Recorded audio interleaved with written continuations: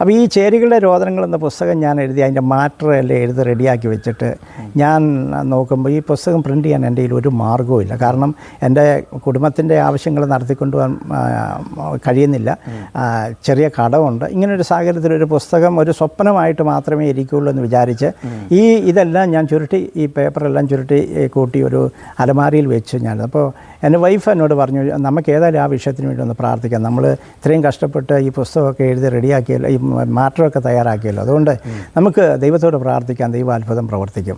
അപ്പോൾ അതിനു മുമ്പ് ഞാൻ തീരുമാനിച്ചു, അങ്ങനെയാണെങ്കിൽ പ്രാർത്ഥിക്കുന്നെങ്കിൽ നമ്മളെ കൃത്യമായിട്ട് എത്ര രൂപ വേണമെന്ന് വെച്ച് പ്രാർത്ഥിക്കണം എന്നുള്ള തീരുമാനത്തിൽ ഞാൻ ഈ ഒരു പ്രസ്സുകാരൻ്റെ അടുത്ത് ഞാൻ ചോദിച്ചു, ഇത് ഒരു 500 കോപ്പി അടിക്കുന്നതിന് എത്ര രൂപ വേണം എന്ന് ചോദിച്ചപ്പോൾ അവർ പറഞ്ഞൊരു 4000 രൂപ.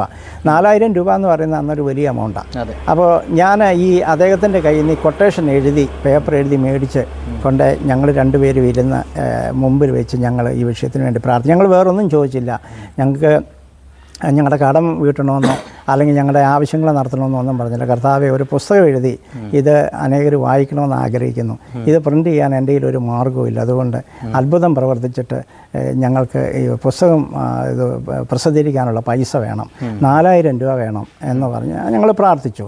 3 ദിവസം ഞങ്ങൾ ഉപവസിച്ച് പ്രാർത്ഥിച്ചു. 3-ാമത്തെ ദിവസം പ്രാർത്ഥന കഴിഞ്ഞ്, ഉച്ച സമയത്ത് പ്രാർത്ഥന കഴിഞ്ഞ് എഴുന്നേറ്റ് മടക്കി വെക്കുന്ന സമയത്ത് ഞങ്ങളുടെ വീടിൻ്റെ ഫ്രണ്ടിൽ കൂടെ ഒരു ചെറിയ തൊണ്ടാണ്, ആ തൊണ്ടയിൽ കൂടെ പോസ്റ്റ്മാൻ ഒരു സൈക്കിളിലാണ് വരുന്നത്. ആ സൈക്കിളിൽ ആ പോസ്റ്റ്മാൻ ഇങ്ങ് വന്ന് ബെല്ലടിച്ചപ്പോൾ എനിക്ക് മനസ്സിലായി ഇത് പോസ്റ്റ്മാനാണെന്ന്. ഞാൻ ഓടി ഇറങ്ങി ചെന്നപ്പോൾ ഒരു കവറ് പോസ്റ്റ്മാൻ എൻ്റെ കയ്യിലേക്ക് തരിക. ഞാൻ ആ കവറ് എൻ്റെ കയ്യിൽ കിട്ടി. ആ കവറ് കൊണ്ടുവന്ന് ഞാൻ തുറന്നു നോക്കിയപ്പോൾ $100. അതിനകത്തൊരു കത്തില്ല, ഫ്രം അഡ്രസ് ഇല്ല. $100. ആ $100 എന്ന് പറഞ്ഞാൽ അന്ന് കറക്റ്റ് 40 രൂപയാണ് ഒരു ഡോളറിന്. 4000 രൂപ കിട്ടും. അത് ബാങ്കിൽ കൊണ്ട് കൊടുത്ത് 4000 രൂപ കിട്ടി. 500 കോപ്പി പുസ്തകങ്ങൾ ആദ്യമായിട്ട് അടിച്ചു. ദൈവത്തിന് മഹത്വം. അതെ, ഒരു വലിയ അത്ഭുതമായിരുന്നു. തീർച്ചയായും. ദൈവത്തിൻ്റെ അതിപരിശുദ്ധമായ നാമം വാഴ്ത്തപ്പെടുമാറാകട്ടെ. കർത്താവിൽ പ്രിയ സഹോദരി സഹോദരന്മാരെ, എല്ലാവർക്കും വേഗം വരുന്ന കർത്താവായ യേശുക്രിസ്തുവിൻ്റെ നാമത്തിലുള്ള സ്നേഹവന്ദനം. ഞാൻ ഇന്ന് കോട്ടയം ജില്ലയിൽ മണർകാട് എന്ന ഒരു സ്ഥലത്താണ്. ഇവിടെ ഒരു ദൈവദാസനെ കാണാനായിട്ടാണ് വന്നത്. അദ്ദേഹത്തിൻ്റെ പേര് മാത്യു എന്നാണ്. എഴുത്തുകാരനാണ്, നിരവധി പുസ്തകങ്ങൾ എഴുതിയിട്ടുണ്ട്. അതോടൊപ്പം തന്നെ പ്രഭാഷകനാണ്. ജീവകാരുണ്യ പ്രവർത്തന മേഖലയിൽ നിൽക്കുന്നു. വളരെ ദീർഘവർഷങ്ങളായി സുവിശേഷ പ്രവർത്തന രംഗങ്ങളിലായിരിക്കുന്നു. ഇന്ന് ഈ ബഹുമാനപ്പെട്ട സാറിൻ്റെ അനുഭവ സാക്ഷ്യം നമുക്ക് കേൾക്കാം. തീർച്ചയായും നിങ്ങളുടെ ജീവിതത്തിൽ അതൊരു വലിയ അനുഗ്രഹത്തിന് കാരണമായി തീരും. സാറേ, ഗോസ്പൽ TV UP എന്ന ഈ യൂട്യൂബ് ചാനലിലേക്ക് സാറിനെ ഹാർദവമായിട്ട് സ്വാഗതം ചെയ്യുന്നു.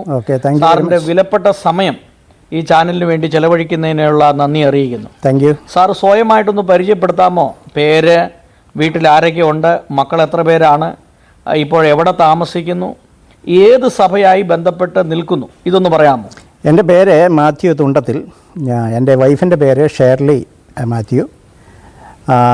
ഞങ്ങൾക്ക് 2 പെൺമക്കളാണ്. മൂത്തയാൾ MCC മദ്രാസിലെ PG കഴിഞ്ഞ് ചെന്നൈയിലുള്ള IIT-യിൽ PhD ചെയ്യുന്നു. ഇംഗ്ലീഷ് സാഹിത്യത്തിൽ PhD ചെയ്തുകൊണ്ടിരിക്കുന്നു. രണ്ടാമത്തെ മോള് കോട്ടയം ബസോലിയസിൽ നിന്ന് PG കംപ്ലീറ്റ് ചെയ്ത് അവൾ ഇപ്പോൾ ഒരു കമ്പനിയിൽ വർക്ക് ചെയ്യുകയാണ്. ആലുവയിലുള്ളൊരു കമ്പനിയിൽ വർക്ക് ചെയ്യുന്നു. ചില പരീക്ഷകൾ എഴുതാനായിട്ട് പ്രിപ്പയർ ചെയ്തുകൊണ്ടിരിക്കുകയാണ്. ഓക്കെ സാർ, ഏത് സഭയുമായി ബന്ധപ്പെട്ടാണ് നിൽക്കുന്നത്? ഞാൻ പ്രാദേശിക സഭ, പാമ്പാടിയിലുള്ള പ്രാദേശിക സഭയുമായിട്ട് ബന്ധപ്പെട്ടാണ് നിൽക്കുന്നത്. ഓക്കെ സാർ, ഈ ജനിച്ചു വളർന്നത് ഏത് ക്രൈസ്തവ പശ്ചാത്തലത്തിലാണ്?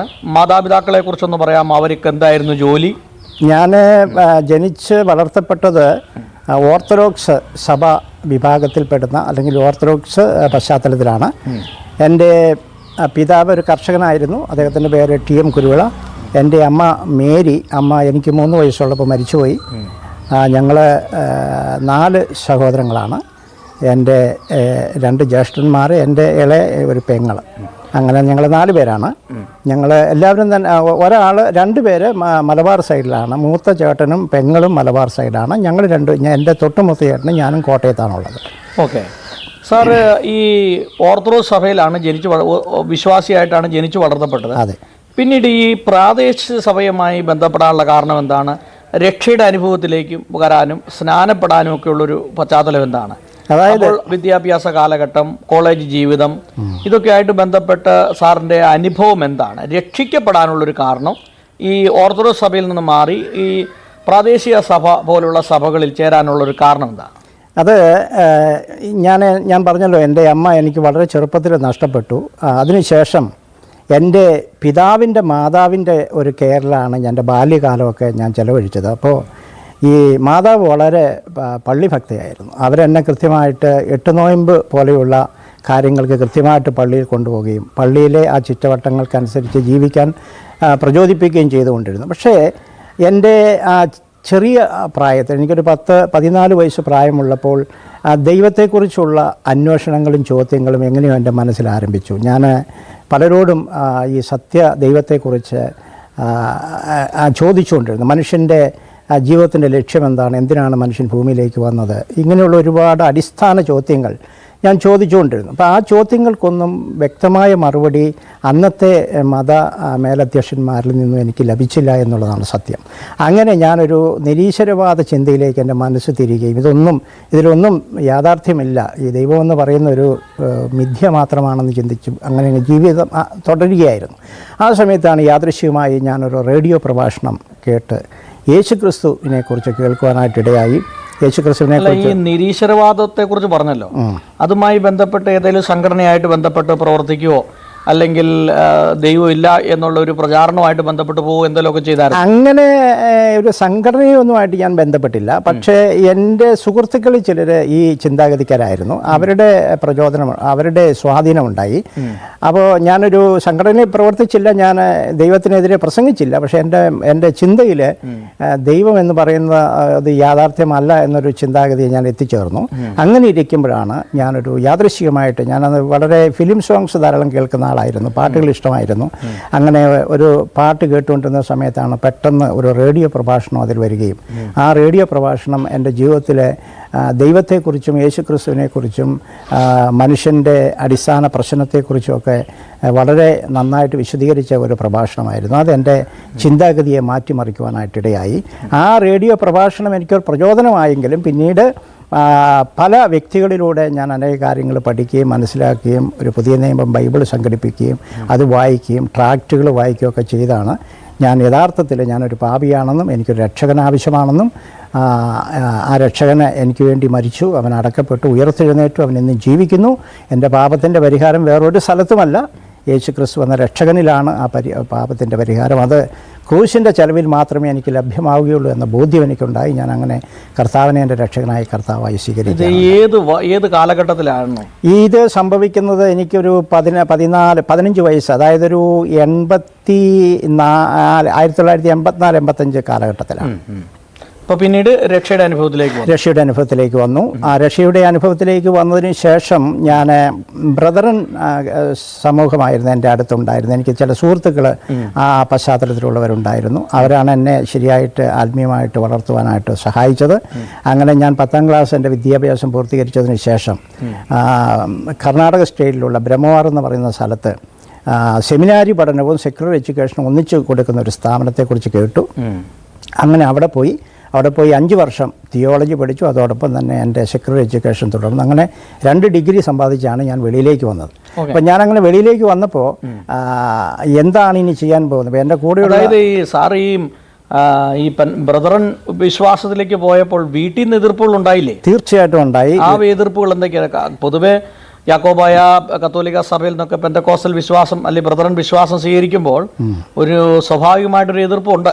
തീർച്ചയായിട്ടും. അത് എങ്ങനെയാണ് സാറിൻ്റെ ജീവിതത്തിൽ വന്നത്? അതായത് എൻ്റെ ജീവിതത്തിൽ വന്നെന്ന് ചോദിച്ചാൽ 2 തരത്തിലുള്ള എതിർപ്പുകളാണ് എനിക്കുണ്ടായത്. ഒന്ന്, ഞാൻ ഈ പള്ളിയൊക്കെ വിട്ട് സമുദായമൊക്കെ വിട്ട് ഞാൻ ഈ വിശ്വാസത്തിലേക്ക് പോയപ്പോൾ ഞാൻ ഒറ്റപ്പെടുന്നൊരു അനുഭവം ഉണ്ടായി. മറുവശത്ത് ചിലരെങ്കിലും എൻ്റെ പിതാവിനെ പോലെയുള്ള ചിലരെങ്കിലും ചിന്തിച്ച് അവനെ ഒരുപക്ഷെ വേറെ മാർഗ്ഗമൊന്നും ഇല്ലാത്തതുകൊണ്ട് എങ്ങനെയൊക്കെ ജീവിച്ചു പോകാൻ വേണ്ടി ഒരു മാർഗ്ഗം തിരഞ്ഞെടുത്താൽ നമ്മളവനെ ശല്യപ്പെടുത്തണ്ട എന്നാൽ രണ്ട് തരത്തിലുള്ള ചിന്താഗതിക്കാരായിരുന്നു എൻ്റെ ചുറ്റുപാടുമുള്ളത്. ഏതായാലും അതിൻ്റെ പേരിൽ എനിക്ക് ഒരുപാട് ബുദ്ധിമുട്ട് അനുഭവിക്കേണ്ടി വന്നു എന്നുള്ളത് സത്യമാണ്. ഒറ്റപ്പെടുകയുണ്ടായി. സമൂഹത്തിലും വീട്ടിലും നാട്ടിലും എല്ലാം ഒറ്റപ്പെടുന്ന ഒരു അവസ്ഥ. അതായത് വീട്ടിൽ നിന്ന് ഒഴിവാക്കുന്ന സന്ദർഭം ഉണ്ടായോ? ഒഴിവാക്കുന്ന സന്ദർഭം ഉണ്ടായോ എന്ന് ചോദിച്ചാൽ ചില സന്ദർഭത്തിൽ നമ്മൾ ഒഴിവാക്കപ്പെട്ടിട്ടുണ്ട്. അതിപ്പോഴും തുടരുകയാണ്. എന്ന് പറഞ്ഞ വിവാഹ വേളകളിലും മറ്റേ അതുപോലുള്ള അത് ഏതൊക്കെ സന്ദർഭങ്ങളിലാണ് ഈ ഒഴിവാക്കപ്പെടുന്നത്? അതായത് നമ്മുടെ കാര്യങ്ങളിൽ, നമ്മുടെ വിദ്യാഭ്യാസ കാര്യത്തിലോ അല്ലെ മറ്റു നമ്മുടെ ആവശ്യങ്ങളിലോ അല്ലെങ്കിൽ കുടുംബ സംബന്ധമായിട്ടുള്ള എന്തെങ്കിലും ഫംഗ്ഷൻ നടക്കുമ്പോഴൊക്കെ നമ്മൾ വേണ്ടത്ര പരിഗണിക്കാത്ത ഒരവസ്ഥ അതിപ്പോഴും തുടരുന്നുണ്ട്. അതായത് ഒരു വേർതിരിവ് ഇപ്പോഴും ഉണ്ട്. ഉണ്ട്, തീർച്ചയായിട്ടും ഉണ്ട്. അപ്പോൾ ഒരു ബ്രദറൻ വിശ്വാസത്തിലേക്ക് വന്നതോടുകൂടെ മാതാപിതാക്കളിൽ നിന്നും അല്ലെങ്കിൽ മറ്റുള്ളവരിൽ നിന്നും ഒരു വലിയ എതിർപ്പുകൾ നേരിടേണ്ടതായിട്ടുള്ള വന്നു. അപ്പോൾ അതിനെയൊക്കെ എങ്ങനെയാണ് സാർ തരണം ചെയ്തത്? എങ്ങനെയാണ് അത്? ദൈവകൃപയാൽ തരണം ചെയ്തെന്ന് മാത്രമേ എനിക്ക് പറയാൻ കഴിയുള്ളൂ. കാരണം എല്ലാത്തിനും അപ്പുറത്ത് സത്യം ഞാൻ കണ്ടെത്തി ഒരു വ്യക്തി എൻ്റെ കൂടെയുണ്ട്. അത് കർത്താവാണ്. ആ കർത്താവ് എനിക്ക് മതി, ഈ സോൾ സഫിഷ്യൻറ്റ് എന്നുള്ളൊരു ചിന്തയാണ് എന്നെ ഭരിച്ചത്. ഏത് പ്രതികൂലത്തിലും ഏത് പ്രതിസന്ധിയിലും ആ ഒരു വിശ്വാസം എനിക്ക് വലിയ മുതൽക്കൂട്ടായിരുന്നു. ഓക്കെ. അപ്പോൾ ഈ ഒരു രക്ഷയുടെ അനുഭവത്തിൽ വന്നു. പക്ഷേ ഒരു സുവിശേഷകനാകണം അല്ലെങ്കിൽ ഒരു സുവിശേഷ വേല ചെയ്യണമെന്നുള്ളൊരു പ്രചോദനം ഉണ്ടാകാനുള്ള കാരണം എന്താ?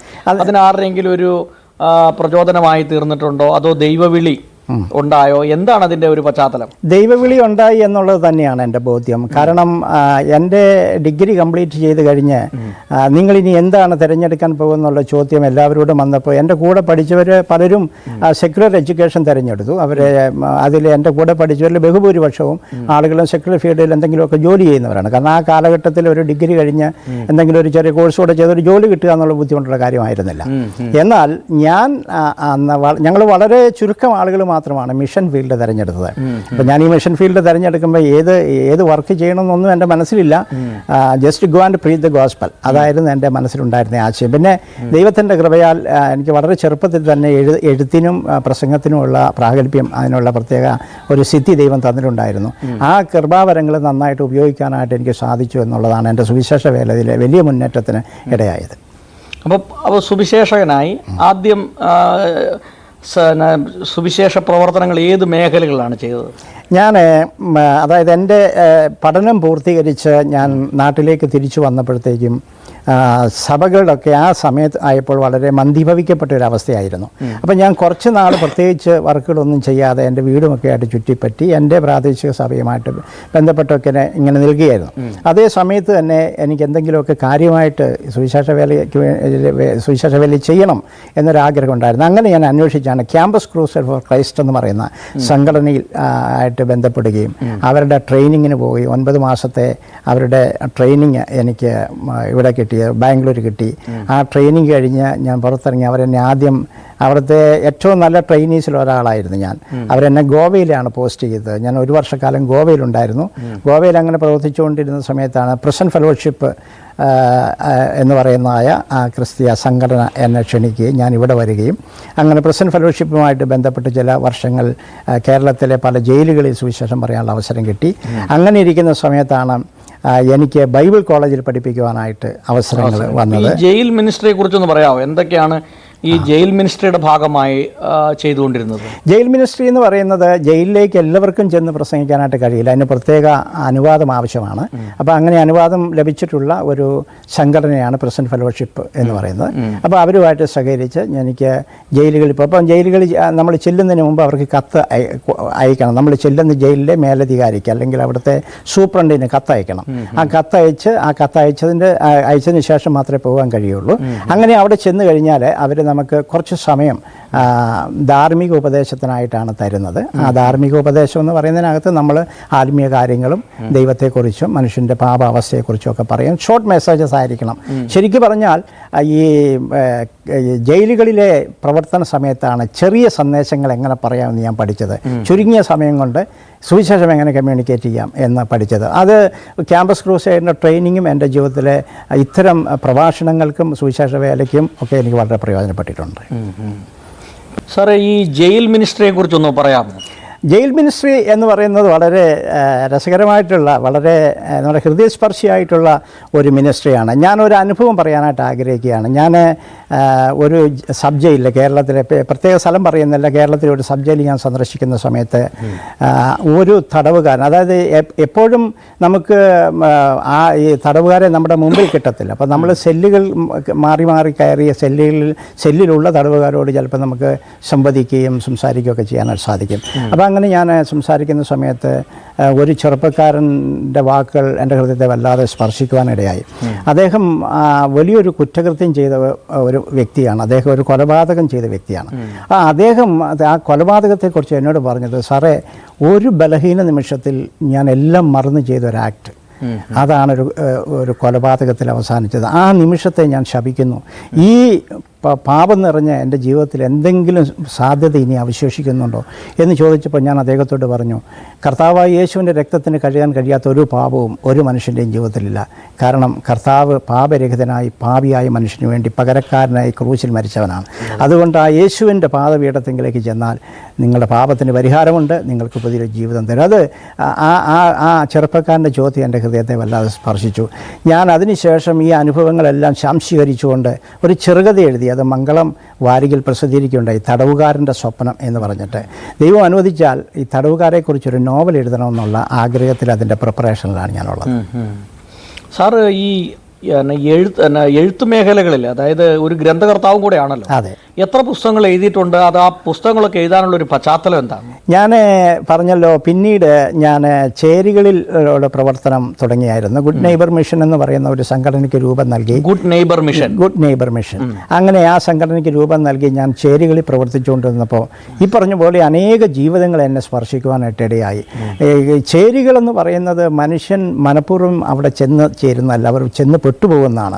അവിടെ പല കാരണങ്ങളാലാണ് ആളുകൾ അവിടെ ചെന്ന് പെട്ടുപോകുന്നത്. അവർ സമൂഹത്തിൽ നിന്ന് വേർപെട്ട് നിൽക്കുന്നത്, അവർക്ക് സമൂഹവുമായിട്ട് ബന്ധമില്ല. അവർ ഒറ്റപ്പെട്ട് പ്രയാസപ്പെട്ട് മോശക്കാരെന്നും വൃത്തികെട്ടവരെന്നും ഒക്കെ മുദ്ര ചെയ്ത് ജീവിക്കുന്ന ഒരു വട്ടം ആളുകൾ. അങ്ങോട്ട് നമ്മൾ കയറി ചെല്ലുമ്പോഴേക്കും അവരുടെ ഒരു സ്നേഹവും, അവരെ നമ്മൾ സ്വീകരിക്കുമ്പോൾ, അവരെ നമ്മൾ അംഗീകരിക്കുമ്പോൾ, അവരോട് നമ്മൾ സുവിശേഷം പറയുമ്പോൾ, അവർക്ക് നമ്മൾ എന്തെങ്കിലും ചാരിറ്റി ചെയ്യുമ്പോഴൊക്കെ അവരുടെ ജീവിതത്തിൽ അവർ കാണിക്കുന്ന ഒരു സന്തോഷം, ഒരു നന്ദിയും, അത് ആണ് എന്നെ ശരിക്കും ഈ സ്ലം ഏരിയയിൽ പ്രവർത്തിക്കാനായിട്ട് പ്രേരിപ്പിച്ചത്. ഒരുപാട് ജീവിതങ്ങൾ യേശുവിനെ ആ പ്രവർത്തനം മുഖാന്തരം കണ്ടെത്തുവാനായിട്ട് സാധിച്ചു. ഇതിനോട് ചേർന്ന് ഞാൻ ഒരു കാര്യം കൂടെ പറയാനായിട്ട് ആഗ്രഹിക്കുകയാണ്. അനേക കുഞ്ഞുങ്ങൾ, ഞാൻ ഈ ഗ്രാമങ്ങളിലൊക്കെ സുവിശേഷ വേലയ്ക്ക് പോകുമ്പോൾ, ചേരികളിൽ പോകുമ്പോൾ അനേക കുഞ്ഞുങ്ങൾ, ഒരു മാതാപിതാക്കളില്ലാത്ത കുഞ്ഞുങ്ങളാണെന്ന് ഞാൻ പറയില്ല, പക്ഷേ നീഡിയായിട്ടുള്ള ഒത്തിരി കുഞ്ഞുങ്ങൾ, മാതാപിതാക്കൾ വേർവിട്ട് പോയവർ, പിരിഞ്ഞു പോയവർ, അതുപോലെ തന്നെ സാമ്പത്തികമായിട്ട് കഴിവില്ലാത്തവർ, ജയിലിൽ കിടക്കുന്ന മാതാപിതാക്കൾ, സാമ്പത്തിക ശേഷി ഇല്ലാത്തവർ, അതുപോലെ തന്നെ ഒരു തൊഴിലും ചെയ്യാൻ കഴിയാത്ത ആരോഗ്യാവസ്ഥയിലുള്ളവരുടെയൊക്കെ കുഞ്ഞുങ്ങൾ, 4-5 കുഞ്ഞുങ്ങൾ ഒരു വീട്ടിൽ നിൽക്കുകയാണ്. അവർക്ക് എഡ്യൂക്കേഷനില്ല, അവർക്ക് ആഹാരമില്ല. അങ്ങനെയുള്ള കുഞ്ഞുങ്ങളെ കണ്ട് എൻ്റെ മനസ്സലിഞ്ഞിട്ട് ഞാൻ ഒരു കുറച്ച് കാലം, ഒരു 10 വർഷത്തോളം ഒരു ചിൽഡ്രൻസ് ഹോം നടത്തി. എന്നാൽ എനിക്ക് പിന്നീട് പലതരത്തിലുള്ള പ്രയാസങ്ങളുണ്ട്. ആ ചിൽഡ്രൻസ് ഹോം പിന്നീട് എനിക്ക് മുമ്പോട്ട് കൊണ്ടുപോകാനായിട്ട് സാധിച്ചില്ല. പിന്നീട് കുറേ കാലം ഞാൻ കുഞ്ഞുങ്ങളെ ചിൽഡ്രൻസ് ഹോമിൽ പാർപ്പിക്കാതെ അവരുടെ വീടുകളുടെ സഹായം എത്തിച്ച് ചെയ്യുന്നൊരു ശുശ്രൂഷ കുറേ കാലം ചെയ്തു. പിന്നെ ഫണ്ടിൻ്റെ പരിമിതി കൊണ്ടും ഇപ്പോഴത്തെ സർക്കാരിൻ്റെ പുതിയ നിയമങ്ങളും കാര്യങ്ങളൊക്കെ വന്നപ്പോൾ ആ മിനിസ്ട്രി മുമ്പോട്ട് കൊണ്ടുപോകാൻ കഴിഞ്ഞില്ല. എങ്കിലും കുറച്ച് കുഞ്ഞുങ്ങളെ ഒരു 10ാം ക്ലാസ് വരെയുള്ള വിദ്യാഭ്യാസം കൊടുത്ത് പോറ്റി പുലർത്താൻ എനിക്ക് സാധിച്ചു എന്നുള്ളത് ജീവിതത്തിലെ വലിയൊരു നേട്ടമായിട്ട് ഞാൻ കാണും. ഇപ്പോൾ ഏതൊക്കെ മേഖലകളിലാണ് സാർ പ്രവർത്തിക്കുന്നത്? ഞാനിപ്പോൾ അതിൻ്റെ ഇടയ്ക്ക് ആ പുസ്തകം എഴുതാനുള്ള പശ്ചാത്തലം പറഞ്ഞു, അത് പറഞ്ഞില്ല, അതിലേക്ക് വരാം. അപ്പോൾ അങ്ങനെ ഞാൻ ഈ ചേരികളിലൂടെ പ്രവർത്തിച്ച് പോയപ്പോൾ അനേക ജീവിതങ്ങളെ കണ്ടു. അതിൽ ചില ജീവിതങ്ങളെ എടുത്ത് പകർത്തിയതാണ് ചേരികളിലെ രോദനങ്ങൾ എന്ന് പറഞ്ഞ എൻ്റെ ആദ്യത്തെ പുസ്തകം. ആ പുസ്തകം പ്രസിദ്ധീകരിച്ച് കഴിഞ്ഞപ്പോൾ അനേകം ആളുകൾ എന്നെ വിളിച്ച് പറഞ്ഞു, മാത്യു തീർച്ചയായിട്ടും ഇനി എഴുതണം. അങ്ങനെ അതിനുശേഷം ഞാൻ ചില പുസ്തകങ്ങൾ എഴുതി. അതിൽ ഒരു പുസ്തകം തിമോത്തിയോസിൻ്റെ ലേഖനവുമായിട്ട് ബന്ധപ്പെട്ട ലേഖന പഠനമായിരുന്നു. പിന്നീട് കൊരിന്ത്യ ലേഖനങ്ങളുടെ 1ഉം 2ഉം കൊരിന്ത്യ ലേഖനങ്ങളുടെ നല്ലൊരു സ്റ്റഡി ബുക്ക് ഇറക്കി. ഏറ്റവും ഒടുവിൽ പക്വതയുടെ പടവുകളെന്ന് പറഞ്ഞിട്ടൊരു പുസ്തകം യാക്കോബിൻ്റെ ലേഖനത്തെ അധികരിച്ച് എഴുതിയിട്ടുണ്ട്. അത് ഈ പുസ്തകങ്ങളെല്ലാം നന്നായിട്ട് മൂവ് ചെയ്യുന്ന പുസ്തകങ്ങളാണ്. അതൊക്കെ എഴുതാനായിട്ട് ദൈവം എനിക്ക് കൃപ തന്നു. മറ്റൊരു കാര്യം ഞാൻ ഈ സമയത്ത് പറയാൻ ആഗ്രഹിക്കുന്നത്, എനിക്ക് സത്യത്തിൽ ചെറുകഥ എഴുത്താണ് എനിക്ക് നന്നായിട്ട് ചെയ്യാൻ കഴിയുന്ന എഴുത്തിൻ്റെ മേഖലയിൽ എനിക്ക് നന്നായിട്ട് കോൺട്രിബ്യൂട്ട് ചെയ്യാൻ കഴിയുന്നൊരു മേഖല. അപ്പം ഞാൻ ആ മേഖലയിലും കുറച്ച് എഴുതിയിട്ടുണ്ട്. അതൊക്കെ പുസ്തകങ്ങളാക്കണമെന്ന് ആഗ്രഹിക്കുന്നുണ്ട്. ഒരു നോവൽ, പ്രത്യേകിച്ച് ഈ തടവുകാരുമായിട്ട് ബന്ധപ്പെട്ട് ഒരു നോവൽ എഴുതണമെന്ന് എനിക്ക് ആഗ്രഹമുണ്ട്. ഒരുപാട് ആഗ്രഹങ്ങൾ എൻ്റെ മുമ്പിലുണ്ട്. അതൊക്കെ കർത്താവ് ആയുസ്സും ആരോഗ്യം തന്നാൽ അതൊക്കെ ചെയ്യണം എന്ന് ഞാൻ ആഗ്രഹിക്കുക. ഇപ്പോൾ ഏതൊക്കെ മേഖലകളിലാണ് സാറ് പ്രവർത്തിക്കുന്നത്? ഞാൻ ഇപ്പോൾ പ്രധാനമായിട്ടും Bible teaching, preaching and teaching, ഈ രണ്ട് കൃപാവരവും ദൈവം എനിക്ക് തന്നിട്ടുണ്ട്. നമ്മുടെ ഹാർവസ്റ്റിലും അതുപോലെ പവർ വിഷനിലും എൻ്റെ മെസ്സേജുകൾ ഇടയ്ക്ക് വരുന്നുണ്ട്. അത് പിന്നെ യൂട്യൂബ് വഴി ധാരാളം ആളുകൾ കേൾക്കുന്നുണ്ട്. അതുകൂടാതെ public speech, open air preaching, അതുപോലെ ബൈബിൾ ക്ലാസ്സുകൾ, സെമിനാറുകൾ, അതൊക്കെ ചെയ്യാനായിട്ട് ദൈവം സഹായിക്കുന്നുണ്ട്. സൂം വഴിയും അതുപോലെ യൂട്യൂബ് വഴിയൊക്കെ ധാരാളം മെസ്സേജുകൾ പോകുന്നുണ്ട്. ഓക്കെ. ഇപ്പോൾ സാർ ഇപ്പോൾ ഈ പ്രാദേശിക സഭയായിട്ട് ബന്ധപ്പെട്ടാണല്ലോ നിൽക്കുന്നത്. അതെ. അപ്പോൾ എന്താണ് ഈ പ്രാദേശിക സഭ മറ്റുള്ള സഭകളിൽ നിന്ന് എന്താണ് അതിൻ്റെ ഒരു വ്യത്യാസം?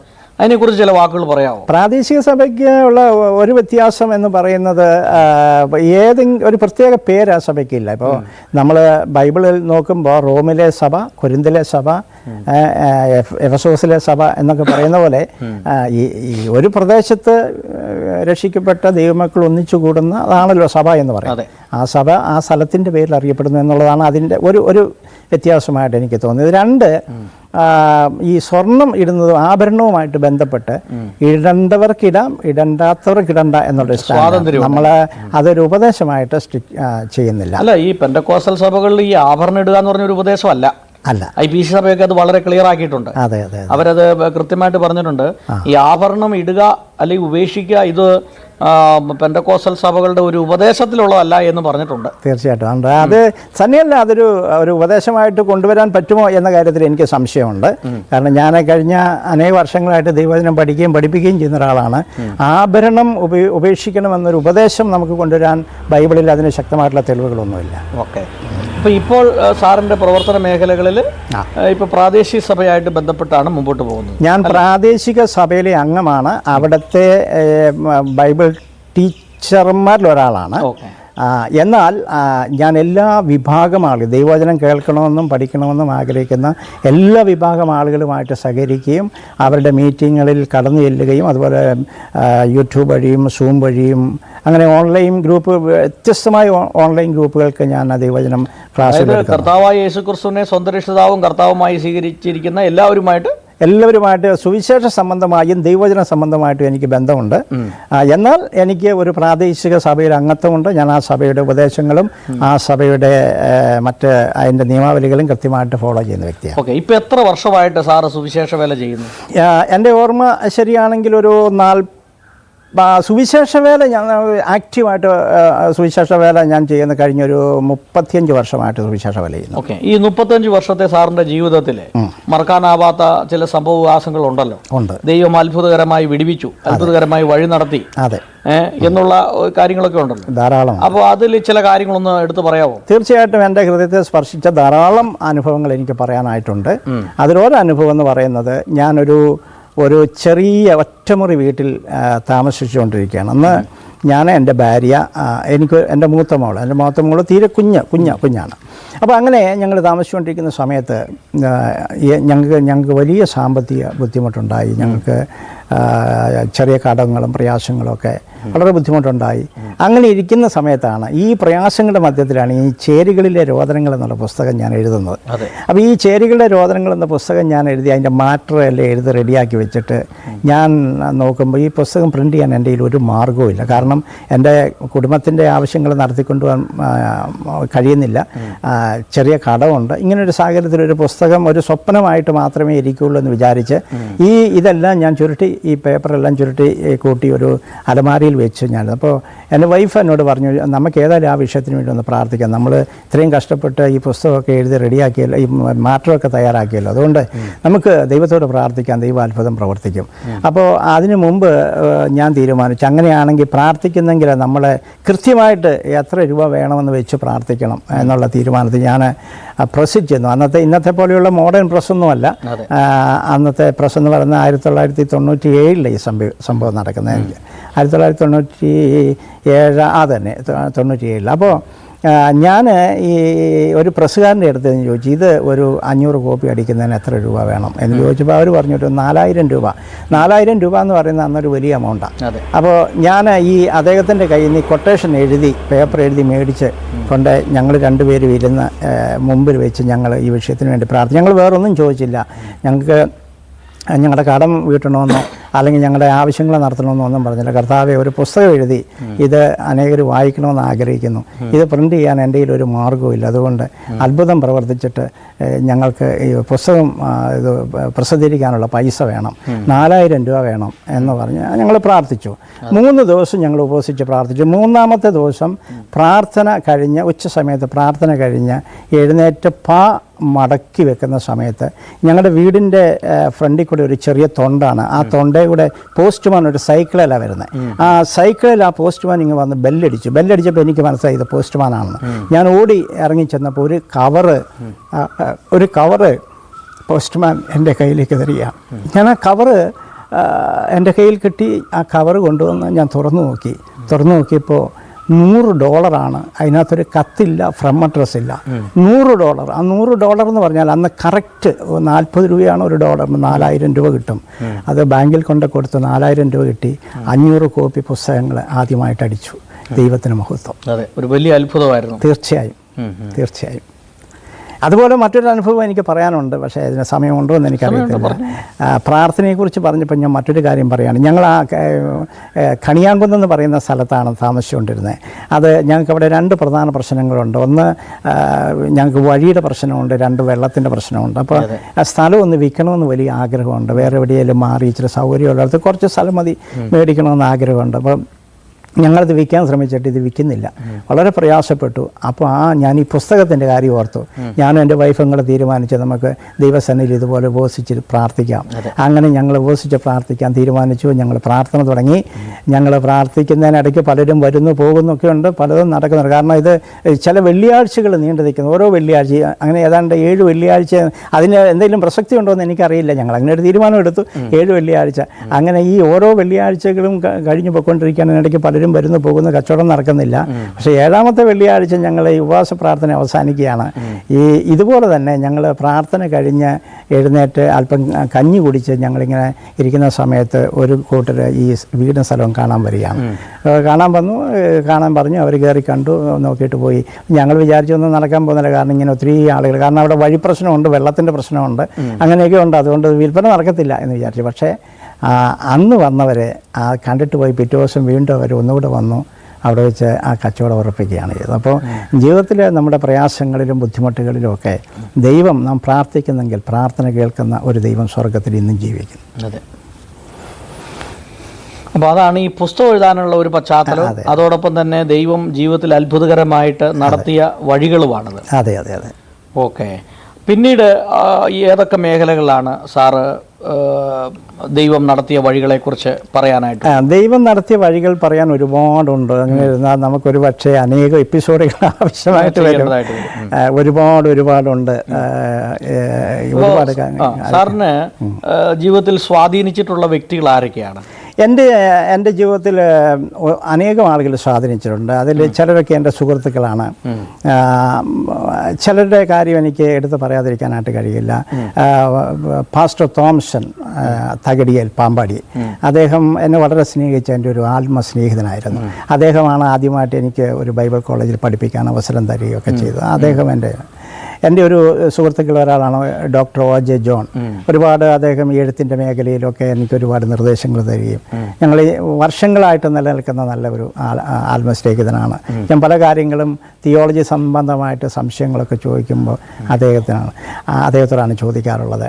പിന്നെ അതുപോലെ ഒരുപാട് ആളുകളുണ്ട്. ഞാനിപ്പോൾ പോകുന്ന ചർച്ച് അതും പറയണമല്ലോ, അവിടെ doctor Raju Jacob, doctor Vincent, അവരൊക്കെ എന്നെ ഒത്തിരി സ്നേഹിക്കുകയും എനിക്ക് വേണ്ടി ഒത്തിരി കരുതുകയും ചെയ്യുന്ന പ്രിയപ്പെട്ടവരാണ്. ഡോക്ടർ കുഞ്ഞുമോൻ ചാക്കോ, അദ്ദേഹത്തിൻ്റെ ഓഫീസിൽ ഞാൻ നിന്ന കാലത്ത് എനിക്ക് ഒരുപാട് കാര്യങ്ങൾ അദ്ദേഹത്തിൽ നിന്ന് പഠിക്കാനായിട്ട് സാധിച്ചു. അങ്ങനെ അതുപോലെ ഞാൻ പഠിച്ച ബ്രഹ്മവാറിലെ ക്യാമ്പസ്, ഏതാണ്ട് 48 ഏക്കർ വിസ്തീർണമുള്ള ക്യാമ്പസിൽ എനിക്ക് അവസരം തന്നു. ഡോക്ടർ CT എബ്രഹാം എന്നെ ഇന്നും അത്ഭുതപ്പെടുത്തിയിട്ടുള്ള മനുഷ്യനാണ്. ഒരു കാര്യം ഞാൻ പറയാം, അദ്ദേഹത്തിൻ്റെ ഓഫീസും അദ്ദേഹത്തിൻ്റെ വീടും എന്ന് പറയുന്നത് അങ്ങോട്ട് ഫേസ് ടു ഫേസ് ആയിരിക്കുന്നത്.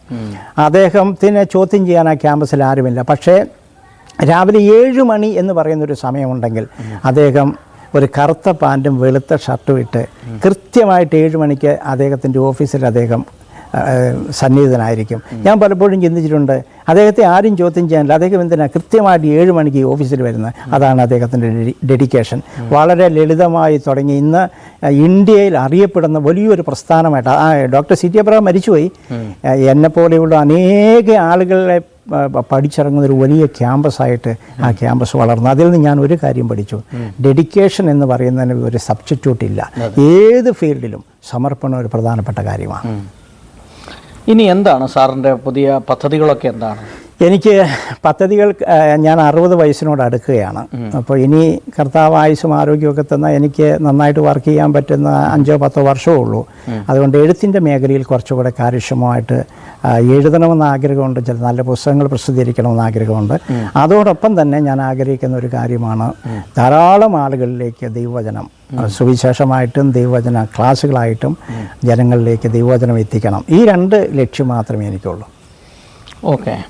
അപ്പോൾ പൊതുവെ ഈ കേൾക്കുന്ന പ്രേക്ഷകരോട് സാറിന് കൊടുക്കാനുള്ള ഇത്രയേ ഒരു അനുഭവമുള്ള ഒരാളെന്ന നിലയ്ക്ക് കൊടുക്കാനുള്ള ഒരു സന്ദേശം എന്താണ്? എനിക്ക് എന്നെ കേൾക്കുന്ന മാന്യ പ്രിയ ശ്രോതാക്കളോട് അല്ലെങ്കിൽ പ്രേക്ഷകരോട് എനിക്ക് പറയാനായിട്ടുള്ളത്, നിങ്ങളുടെ ജീവിതത്തിൻ്റെ ഏറ്റവും വലിയ പ്രയോറിറ്റി ദൈവമായിരിക്കണം. നിങ്ങളുടെ കണക്കുകൾ തെറ്റിയേക്കാം, പക്ഷേ മുൻഗണനകൾ തെറ്റരുത്. കർത്താവിനും കർത്താവിൻ്റെ പരിപാടിക്കും നിങ്ങൾ മുൻതൂക്കം കൊടുക്കുന്നെങ്കിൽ, നിങ്ങൾ പ്രാർത്ഥിക്കുമെങ്കിൽ, നിങ്ങൾ സമർപ്പണത്തോടെ ദൈവസന്നിധിയിൽ നിൽക്കുമെങ്കിൽ, നിങ്ങളെ മാനിക്കുന്ന, നിങ്ങളെ ഒരു അനുഗ്രഹമാക്കി ഉപയോഗിക്കാൻ ശക്തിയുള്ള ഒരു ദൈവം സ്വർഗത്തിൽ നിന്നും ജീവിക്കുന്നു. ഓക്കെ. ഒരു സുവിശേഷ വേലയിൽ കുടുംബ പങ്കാളിയുടെ ഒരു പ്രാധാന്യം എന്താണ്? ആൻറ്റിയുടെ ഒരു സപ്പോർട്ട് സുവിശേഷ വേലയിൽ എത്രമാത്രം സാറിൻ്റെ വിജയത്തിലൊരു സക്സസ് ആയിട്ടുണ്ട്? നോ ഡൗട്ട്, തീർച്ചയായിട്ടും. ഒരു കാര്യം ഞാൻ തീർത്ത് പറയാം, ഞങ്ങൾക്ക് എന്തെങ്കിലും കർത്താവിന് വേണ്ടി ചെയ്യാൻ സാധിച്ചിട്ടുണ്ടെങ്കിൽ എനിക്ക് വളരെ സമർപ്പണമുള്ള ഒരു പെൺകുട്ടി എൻ്റെ ഭാര്യയായിട്ട് കിട്ടിയെന്നുള്ളതാണ്. ഇപ്പോൾ നമ്മളിരിക്കുന്ന ഈ മുറ്റം, ഈ വീട്, ഇതൊന്നും ഞങ്ങളുടെ സ്വപ്നത്തിൽ പോലും ഉണ്ടായിരുന്നതല്ല. ഞങ്ങൾ സുവിശേഷ നിമിത്തം ഒന്നുമില്ലാത്തവരായിട്ട് ഇറങ്ങി തിരിച്ചവരാണ്. കർത്താവിന് വേണ്ടി ഞങ്ങൾക്കുള്ളതെല്ലാം കൊടുത്തപ്പോൾ കർത്താവ് ഞങ്ങൾക്ക് വേണ്ടതെല്ലാം തന്നു. അക്കാര്യത്തിൽ ഞാൻ എൻ്റെ ഭാര്യയെ ഓർത്ത് ദൈവത്തെ സ്തുതിക്കുന്നു. ഇല്ലായ്മയുടെ കാലങ്ങൾ വന്നപ്പോൾ ഒരു പെറുപെറുപ്പും ഇല്ലാതെ എൻ്റെ കൂടെ നിന്നു, കർത്താവിനെ മാനിച്ചു. അതുകൊണ്ട് ഇന്ന് ഈ മണർകാട് ഇത്രയും ഒരനുഗ്രഹത്തോടെ ഞങ്ങൾക്ക് ജീവിക്കാൻ കഴിയുന്നു. ഞങ്ങളുടെ കുഞ്ഞുങ്ങൾക്ക് 2 പേർക്ക് നല്ല വിദ്യാഭ്യാസം ദൈവം നൽകി. ഞങ്ങൾക്ക് ഈ നിലയിലുള്ള ഒരു നല്ല ജീവിതം ഇത് കർത്താവാണ് ഞങ്ങൾക്ക് തന്നത്, സുവിശേഷമാണ് തന്നത്. നിങ്ങൾ എന്നോട് ചോദിക്കുകയാണ് എന്താണ് ഇതിൻ്റെ എല്ലാം കാരണമെന്ന് ചോദിച്ചാൽ എനിക്കൊരൊറ്റ മറുപടിയേ ഉള്ളൂ, എല്ലാത്തിൻ്റെയും പുറകിൽ സുവിശേഷമാണ്. ഞങ്ങൾ സുവിശേഷത്തെ സ്നേഹിച്ചു, അതിനുവേണ്ടി ജീവിച്ചു. സുവിശേഷം ഞങ്ങൾക്കെല്ലാം തന്നു, ദൈവം ഞങ്ങൾക്കെല്ലാം തന്നു. അതാണ് എനിക്ക് പറയാനുള്ളത്. ഈ സാറിൻ്റെ വീട്ടിലാണ് ഞാൻ ഇരിക്കുന്നത്. വളരെ മനോഹരമായ ഒരു 2 നില വീടുണ്ട്. അതോടൊപ്പം തന്നെ നല്ല പ്രദേശങ്ങളാണ് ഇവിടെ. സാറിൻ്റെ 2 മക്കളും നല്ല ഉന്നതമായ വിദ്യാഭ്യാസം നേടിയിരിക്കുകയാണ്. അപ്പോൾ ചിന്തിക്കും, ഇത് കാണുമ്പോൾ ഓർക്കും ജീവിതത്തിൽ ഒരു കഷ്ടതയും അനുഭവിക്കാത്ത ആളാണെന്ന്. പക്ഷേ സാറിൻ്റെ അനുഭവം വെച്ച് പറയുമ്പോൾ ജീവിതത്തിൽ ഒരുപാട് കഷ്ടതയും ദാരിദ്ര്യവും ബുദ്ധിമുട്ടും എല്ലാം അനുഭവിച്ചതാണ് അല്ലേ? അതെ, തീർച്ചയായിട്ടും തീർച്ചയായിട്ടും ഒരുപാട്. അത് പറയാൻ പോയാൽ ഒരുപാട് പറയാനായിട്ടുണ്ട്. ഞാൻ ഒരു കാര്യം നിങ്ങളോട് പറയാം, 2 അനുഭവങ്ങൾ പറയാം. എൻ്റെ മൂത്ത മോള് ചെന്നൈയിൽ IIT-യിൽ PhD ചെയ്യാണ്. എൻ്റെ മോള് ഉണ്ടായി, അവൾക്ക് ഒരു വീട്ടിൽ നിന്ന് ഞങ്ങൾ പാല് വാങ്ങിച്ച് അവൾക്ക് എല്ലാ ദിവസവും പാല് കൊടുക്കുന്നുണ്ടായിരുന്നു, രാവിലെ പാല്. അപ്പോൾ ഞങ്ങൾ അന്ന് എൻ്റെ 4 ലിറ്റർ പാല് മോൾക്ക് വേണ്ടി മാത്രം വാങ്ങിക്കുന്നു. അതിനുള്ള സാഹചര്യം ഞങ്ങൾക്ക് ഉണ്ടായിരുന്നുള്ളൂ. അങ്ങനെ ഒരു 2-3 മാസം കുട്ടിക്ക് പാല് കൊടുത്തു. അത് കഴിഞ്ഞപ്പോൾ ഞങ്ങൾക്ക് പൈസ ഇല്ലാതെ വന്നപ്പോൾ പാലുകാർക്ക് കൃത്യമായിട്ട് പൈസ കൊടുക്കാൻ പറ്റിയില്ല, കടമായി. അപ്പോൾ ഒരു ദിവസം ഞങ്ങൾ ചെന്നപ്പോൾ അവർ പറഞ്ഞു, ഞങ്ങളുടെ പശുവിൻ്റെ പാല് തീർന്നു പോയി, നിങ്ങൾക്ക് പാല് തരാനായിട്ടില്ല എന്ന് പറഞ്ഞു. അപ്പോൾ അത് ഞങ്ങൾക്ക് വലിയ വിഷമമുണ്ടായി. ഞാൻ തിരിച്ച് വീട്ടിൽ വന്നപ്പോൾ ആ കുഞ്ഞ് ഞങ്ങളോട് പറഞ്ഞു, പപ്പ എനിക്കിനി പാല് വേണ്ട. അപ്പോൾ അന്ന് മുതൽ അവൾ കടുങ്കാപ്പിയാണ് രാവിലെ കുടിക്കുന്നത്. ഞാൻ ഒരു കാര്യം പറയട്ടെ, സ്വർഗത്തിലെ ദൈവം അവളെ അനുഗ്രഹിച്ചെന്ന് അവൾ അറിയപ്പെടുന്നൊരു പാട്ടുകാരിയാണ്. ദൈവാനുഗ്രഹത്താൽ ഇന്ത്യയിലെ ഒരു പ്രൈം ഇൻസ്റ്റിറ്റ്യൂഷനിൽ അവൾ PhD ചെയ്യുന്നു. അപ്പോൾ ഞാൻ പറഞ്ഞത്, സുവിശേഷ നിമിത്തം നിങ്ങൾക്ക് ദാരിദ്ര്യം, കഷ്ടപ്പാട്, പ്രയാസങ്ങൾ ഒക്കെ ഉണ്ടായാൽ എല്ലാം കാണുന്നൊരു ദൈവമുണ്ട്. ഒരിക്കൽ അവൻ നിങ്ങളെ മാനിക്കും. വീടില്ലാതെ ഞങ്ങൾ വളരെ കഷ്ടപ്പെട്ടിട്ടുണ്ട്. ഞങ്ങൾ വിവാഹം കഴിഞ്ഞ ഒരു ഓർഫനേജിലാണ് ഞങ്ങൾക്ക് താമസിക്കാൻ അവസരം കിട്ടിയത്. കാരണം അവിടെ ഓർഫനേജിൻ്റെ ചാർജ് കൂടെ എനിക്കുണ്ടായിരുന്നു. ഒരു ഓർഫനേജിലെ അനാഥരായ കുഞ്ഞുങ്ങളുടെ കൂടെ ഞങ്ങൾ താമസിക്കുകയായിരുന്നു. അപ്പം അങ്ങനെ ഇരിക്കുന്ന സമയത്ത് അവിടെ വേറൊരു സ്റ്റാഫ് അവിടെ വന്നപ്പോൾ, ഞങ്ങൾ ടെമ്പററി സ്റ്റാഫായിരുന്നു. അപ്പോൾ അവിടെ പെർമനൻ്റായിട്ടൊരു സ്റ്റാഫ് വന്നപ്പോൾ ഞങ്ങളോട് അതിൻ്റെ അധികാരികൾ പറഞ്ഞു, നിങ്ങളിവിടുന്ന് മാറണമെന്ന് പറഞ്ഞു. അപ്പോൾ അന്നാണ് വിവാഹത്തിന് ശേഷം ആദ്യമായിട്ട് ഒരു വീടില്ലാത്തതിൻ്റെ വേദന അനുഭവിക്കുന്നത്. അപ്പോൾ വിവാഹം കഴിഞ്ഞ് ആദ്യം ഞങ്ങളെ പ്ലേസ് ചെയ്ത് ഈ ഓർഫനേജിലാണ്. അതുകൊണ്ട് ഞങ്ങൾക്ക് വീടൊരു വിഷയമല്ലായിരുന്നു. 1 വർഷം കഴിഞ്ഞപ്പോൾ ഞങ്ങൾക്ക് അവിടുന്ന് മാറേണ്ടി വന്നപ്പോൾ ഞങ്ങൾ നേരെ റോഡിലോട്ടാണ് ഇറങ്ങിയത്. വീടെന്ന് പറയുന്നത് എത്ര വലിയ കാര്യമാണ് അന്നാണ് ഞങ്ങൾ മനസ്സിലാക്കുന്നത്. ഞങ്ങൾ അന്ന് തൊട്ട് അനേക വാടക വീടുകളിൽ താമസിച്ചു.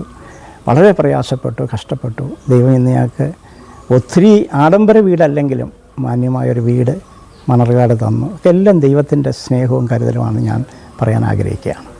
ഓക്കെ, ഇനി എന്തെങ്കിലും കാര്യങ്ങൾ, ഒരുപാട് കാര്യങ്ങളുണ്ട്, ഇനി എന്തെങ്കിലും കാര്യങ്ങൾ സാറിൻ്റെ ജീവിതത്തിലുമായി ബന്ധപ്പെട്ട് പൊതുജനം അറിയണം എന്ന് ആഗ്രഹിക്കുന്നു? അപ്പോൾ നമ്മൾ ഇൻ്റർവ്യൂ ഒക്കെ ചെയ്യുമ്പോൾ നമ്മുടെ മനസ്സിലൊരു ചില കാര്യങ്ങളുണ്ടല്ലോ, നമുക്ക് ഇന്ന കാര്യങ്ങളൂടെ പറഞ്ഞാൽ കൊള്ളാം എന്നുള്ളൊരു ചിന്തയുണ്ടല്ലോ. അങ്ങനെ എന്തെങ്കിലും കാര്യങ്ങൾ വിട്ടുപോയ കാര്യങ്ങളുണ്ടോ പറയാനായിട്ട്? എനിക്ക് പറയാനായിട്ടുള്ളത്, നമ്മുടെ ഒരു മനുഷ്യൻ വിശ്വാസിയാണെങ്കിലും അല്ലെങ്കിലും നമ്മുടെ വീടിനകത്ത് നമുക്ക് കിട്ടുന്ന ഒരു സന്തോഷവും സംതൃപ്തിയും അത് വളരെ പ്രധാനപ്പെട്ടതാണ്. അപ്പോൾ ചില ആളുകൾ സന്തോഷത്തിന് വേണ്ടി, സംതൃപ്തിക്ക് വേണ്ടി ടൂറ് പോയി ഏതെങ്കിലും ഒരു സ്ഥലത്ത് നിന്ന് 3-4 ദിവസത്തോടെ അടിച്ചു പൊളിച്ച് കഴിഞ്ഞ് തിരിച്ച് വീണ്ടും ഈ വീട്ടിലോട്ടാണ് വരേണ്ടത്. അതുകൊണ്ട് നമ്മുടെ ടൂറിസ്റ്റ് കേന്ദ്രം നമ്മുടെ ഭവനങ്ങളായിരിക്കണം. അവിടെ ഭാര്യ, ഭർത്താവ്, മക്കൾ എല്ലാം തമ്മിൽ ദൈവത്തിൽ ആശ്രയിച്ച് പ്രാർത്ഥിച്ച് അവരുടെ പ്രശ്നങ്ങൾ ചർച്ച ചെയ്ത് പരിഹരിച്ച് സ്നേഹത്തിൽ, ഐക്യത്തിൽ മുമ്പോട്ട് പോയാൽ നിങ്ങളുടെ ഭവനം ഒരു ടൂറിസ്റ്റ് കേന്ദ്രമായിരിക്കും. ഒരുപക്ഷേ നിങ്ങൾക്ക് ഇല്ലായ്മകളോ ബുദ്ധിമുട്ടുകളോ ഒക്കെ ഉണ്ടായേക്കാം. പക്ഷേ അതിനെല്ലാം അപ്പുറം നിങ്ങൾ ഒന്നിച്ച് കൈവച്ച് ദൈവത്തെ കൂടെ ഉൾപ്പെടുത്തി പ്രാർത്ഥിച്ച് ജീവിക്കുന്ന ഒരു ജീവിതമാണെങ്കിൽ അതെന്തൊരു സന്തോഷകരമായ ജീവിതമായിരിക്കും. കുടുംബം പാളിയാൽ ബാക്കിയെല്ലാം പാളും. അതുകൊണ്ട് ദൈവം സ്ഥാപിച്ച വലിയൊരു ഇൻസ്റ്റിറ്റ്യൂഷനാണ് കുടുംബം എന്നുള്ളത് വളരെ പ്രധാനപ്പെട്ട കാര്യമാണ്. ആ കുടുംബത്തിൽ ഒന്നിച്ച് പ്രാർത്ഥിക്കണം, ദൈവവചനം ഒന്നിച്ച് പഠിക്കണം, ധ്യാനിക്കണം. സുവിശേഷ വേലയ്ക്ക് എല്ലാവരും കുടുംബത്തിലുള്ളവരുടേതായ കോൺട്രിബ്യൂഷൻസ് ചെയ്യണം. അങ്ങനെ ദൈവത്താൽ മാനിക്കപ്പെട്ട കുടുംബങ്ങൾ നമുക്ക് സഭകളിൽ ഉണ്ടാകണം എന്നുള്ളതാണ് എൻ്റെ ഒരു ആഗ്രഹം. അത് ഞാൻ നിങ്ങളോട് പറയാൻ ആഗ്രഹിക്കുക. ഓക്കെ, സാറിനോട് ഇത്രയും സമയം സംസാരിക്കാൻ കഴിഞ്ഞ് വലിയൊരു ഭാഗ്യമായി കണക്കാക്കുന്നു. ഒരു സുവിശേഷകൻ, അവസാനമായിട്ട് ഒരു സുവിശേഷകന് വേണ്ടതായിട്ടുള്ള ഒരു യോഗ്യത എന്താണ് സാറിൻ്റെ ഇത്രയും നാളത്തെ സുവിശേഷ വേലയുടെ അനുഭവത്തിൽ? That is very important question. സുവിശേഷകന് വേണ്ട ഒരു യോഗ്യത ഒന്ന് വിശുദ്ധ ജീവിതമാണ്. നമുക്ക് ബാക്കി എന്തെല്ലാം ഉണ്ടെങ്കിലും ജീവിതത്തിൽ പാപം, അശുദ്ധി അത് വെച്ചുകൊണ്ട് ചെയ്യുന്ന ഒരു പ്രവർത്തനവും ദൈവം മാനിക്കത്തില്ല. ഒരുപക്ഷെ ലോകപ്രകാരം മനുഷ്യർ നമ്മളെ മാനിച്ചെന്ന് വന്നേക്കാം. അശുദ്ധിയും പാപവും ജീവിതത്തിൽ വെച്ചുകൊണ്ടുള്ള സുവിശേഷ പ്രവർത്തനം ചെയ്യരുത്. ജീവിതത്തിലെ തെറ്റുകൾ ഏറ്റുപറഞ്ഞ് ഉപേക്ഷിച്ച് ദൈവത്തോട് എന്നും നിരപ്പ് പ്രാപിച്ചുള്ള ജീവിതമായിരിക്കണം. 2, കഴിയുന്നിടത്തോളം നാം ഭവനങ്ങൾ സന്ദർശിക്കുമ്പോൾ സുവിശേഷ വേലയ്ക്ക് നമ്മുടെ ജീവിത പങ്കാളിയെ കൂടെ ഉൾപ്പെടുത്തുക. ഒറ്റയ്ക്കുള്ള യാത്രകൾ എപ്പോഴും അത്ര നല്ലതല്ല. നമ്മുടെ ജീവിതത്തിൻ്റെ പ്രവർത്തന മേഖലകളും നമ്മുടെ സഞ്ചാരപഥങ്ങളും നമ്മുടെ ജീവിത പങ്കാളി കൂടി എപ്പോഴും അറിഞ്ഞിരിക്കണം. അത് നമുക്കൊരു നല്ല പ്രൊട്ടക്ഷൻ കൂടിയാണ്. അതുകൊണ്ട് ഞാൻ എപ്പോഴും കഴിഞ്ഞ ഇത്രയും വർഷത്തെ സുവിശേഷ വേലയിൽ ഞാൻ എപ്പോഴും ശ്രദ്ധിക്കുന്ന ഒരു കാര്യം, ഒരു ഭവന സന്ദർശനത്തിന് പോകുമ്പോൾ അല്ലെങ്കിൽ ഒരു സഭയിൽ ക്ലാസ് എടുക്കാൻ പോകുമ്പോൾ എന്തിലും ആകുന്നിടത്തോളം, എപ്പോഴും സാധിച്ചെന്ന് വരത്തില്ല, ആകുന്നിടത്തോളം എൻ്റെ ജീവിത പങ്കാളിയെ ഞാൻ കൂടെ കൊണ്ടുപോകും. അതായത് ഒരു സംശയത്തിൻ്റെ ഒരു കണിക പോലും നമ്മുടെ ജീവിതത്തിൽ ഉണ്ടാകാതിരിക്കാനുള്ള ഒരു ശ്രദ്ധ നമുക്കെപ്പോഴും ഉണ്ടായിരിക്കണം. That is very important. Okay, എന്തായാലും സാറിനോട് ഇത്ര നേരം സംസാരിക്കാൻ കഴിഞ്ഞ വലിയൊരു ഭാഗ്യമായി കണക്കാക്കുന്നു. സാറിന് ദൈവം ധാരാളമായിട്ട് സഹായിക്കും. Thank you very much.